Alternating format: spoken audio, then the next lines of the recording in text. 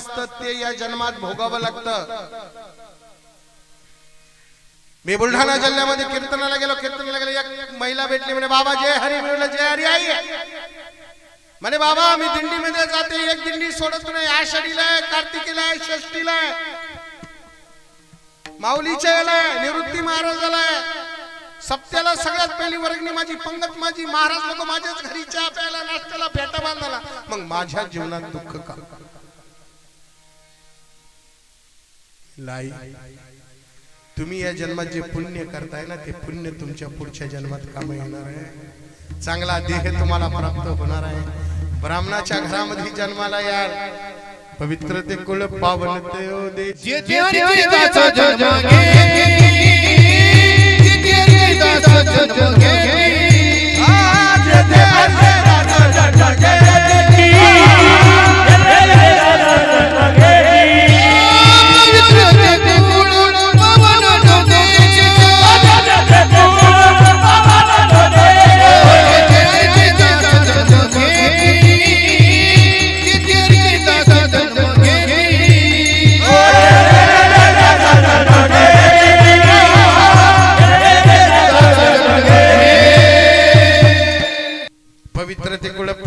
देश जेथे हरीचे दास जन्म घेते, चांगल्या कुळामध्ये जन्माला भेटत।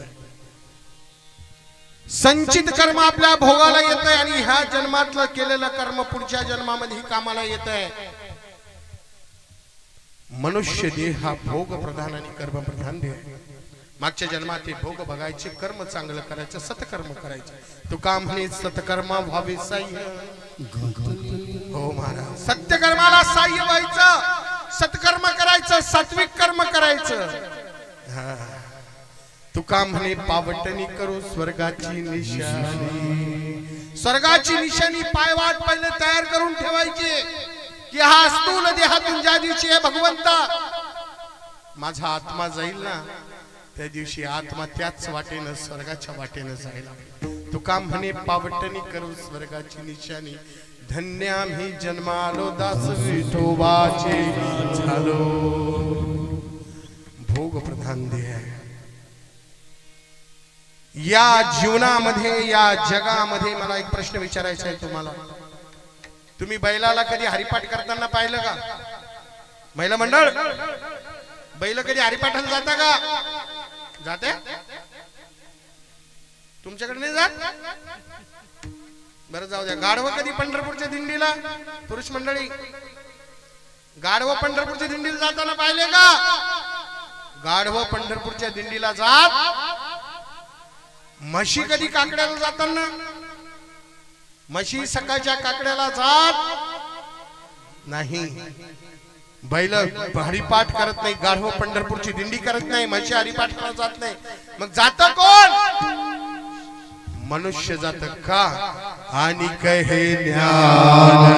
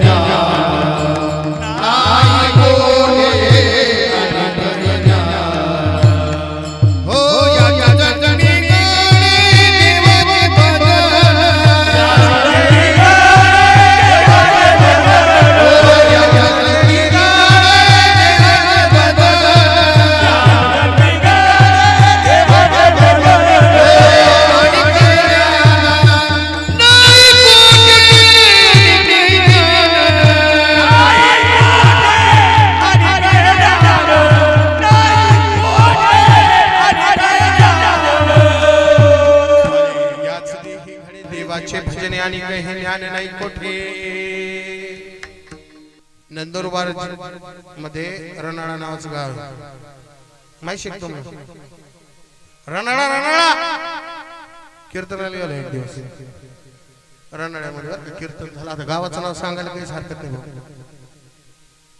कीर्तन झालं, कीर्तन झाल्यावर लोक पाया पडायला येतात, ते प्रश्न विचारतात, वेगवेगळे प्रश्न। लोक काय प्रश्न विचारतील त्याचा काही भरोसाच नाही महाराज लोकांना. अरे हे तर बघा ना महाराज आहे तर कोणी काय प्रश्न विचारा. एकाने मला परवाच्या कीर्तनात प्रश्न विचारला गवळी धानोऱ्याला गंगापूर तालुक्यात.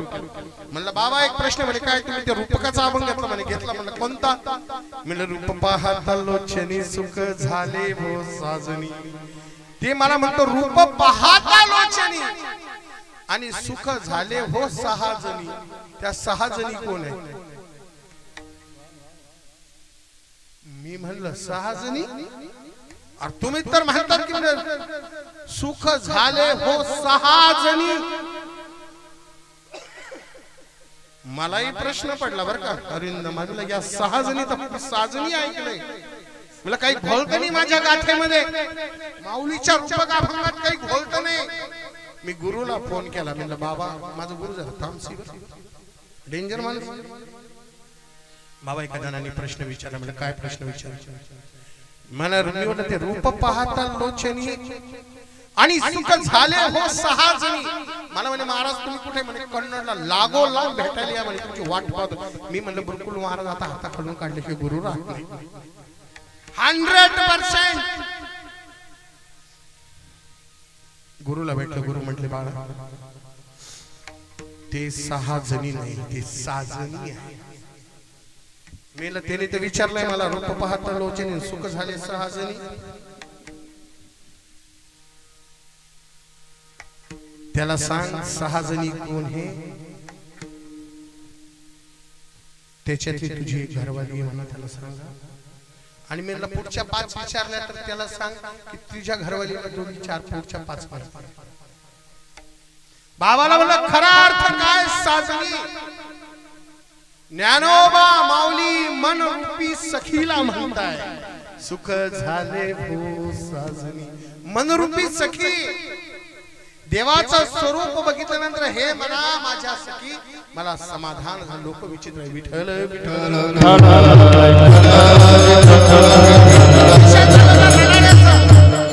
रणाला कीर्तन झालं. महाराज कीर्तन झाल्यानंतर एक बाबा आले भेटीला. म्हणलं बाबा म्हणजे जय हरी. म्हणलं जय हरी.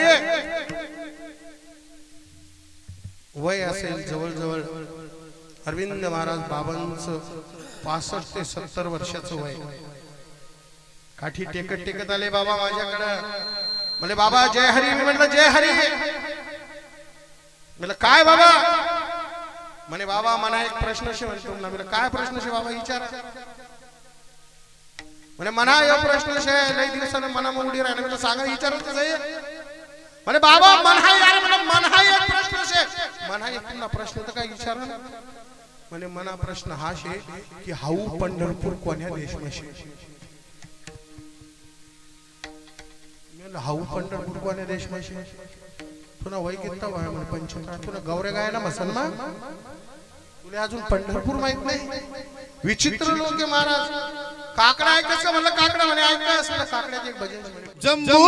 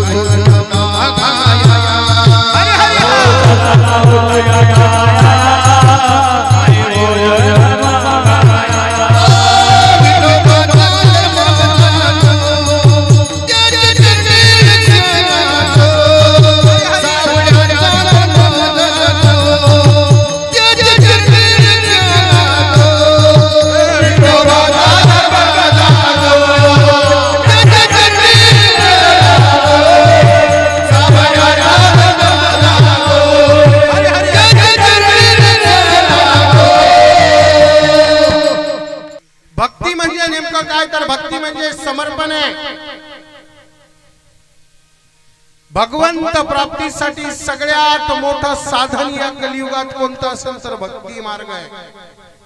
तुम्ही जर योग मार्गाने गेला तर परमात्मा प्राप्त होणार नाही. लक्षात ठेवा. तुम्ही जर मंत्र टटोके मार्गाने गेला तर महाराज भगवंत प्राप्त होणार नाही, लक्षात ठेवा। का ज्ञानोबा माऊली ज्ञानेश्वरीत लिहितात बरं का, योग याग विधी घेणे नव्हे सिद्धी, वयाती उपाधी दंभ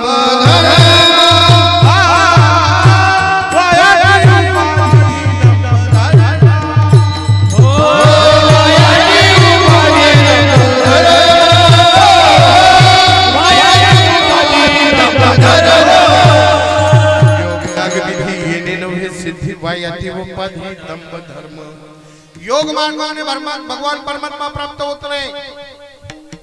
दुसरा मार्ग मंत्र टोटोक्याने परमात्मा जर प्राप्त करायचा या देहामध्ये तर भक्ती मार्ग सगळ्यात सोपा मार्ग आहे। माय बाय पाहून भक्ती ही 9 प्रकारची परमात्म्याने सांगितली, मी नाही बाबा, शास्त्र सांगते। गीतेमध्ये परमात्म्याने भक्ती 9 प्रकारची सांगितली आहे। श्रवणम कीर्तनम विष्णु,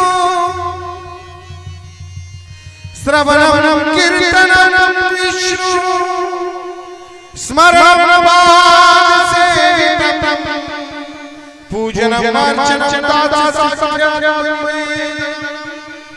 9 प्रकारची सांगितली।